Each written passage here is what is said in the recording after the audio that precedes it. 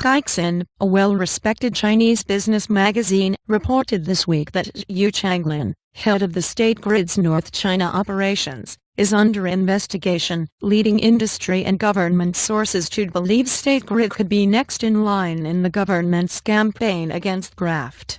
And it was unclear whether the probe into Zhu, which could not be independently verified by Reuters, is related to the audit. And in a statement via its microblog on Thursday, the State Grid called the audit routine.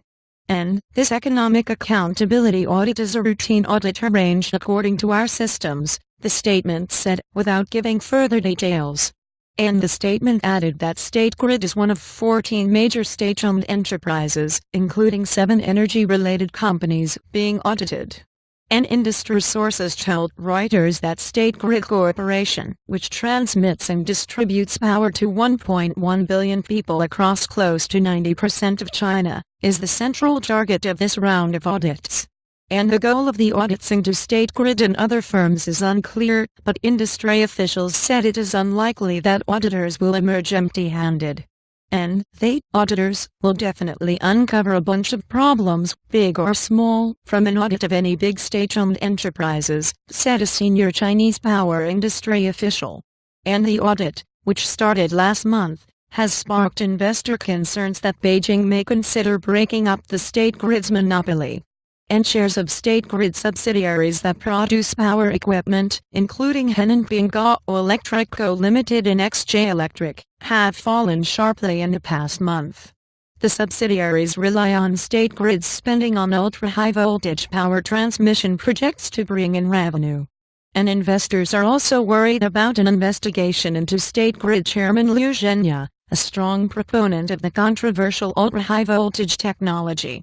And Liu says the technology would revolutionize long-distance power transmission and help resolve China's geographical energy imbalance, but critics say the technology is costly and untested, and could make the system vulnerable to blackouts.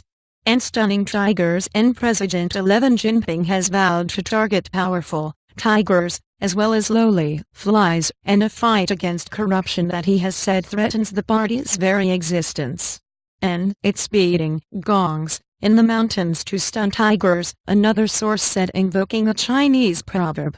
And PetroChina and its parent firm, China National Petroleum Corporation, CNPC, are at the center of one of the biggest corruption investigations into the Chinese state sector in years.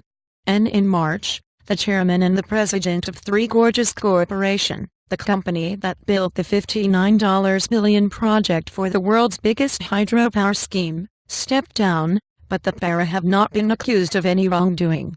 And the party's anti-graft watchdog published a scathing report in February saying some Three Gorges officials were guilty of nepotism, shady property deals and dodgy bidding procedures. The dam was funded by a special levy paid by all citizens. But analysts say a central purpose of the anti-corruption campaign may be to consolidate Eleven's power and remove opposition. And it is a way to strengthen control, said Johnny Lau, a Hong Kong-based political analyst. We cannot expect that Xi Jinping will take action against corruption only because he wants to make things clean. There is a hidden agenda. And additional reporting by Li Hui and by Charlie Xu in Hong Kong, editing by Simon Cameron Moore.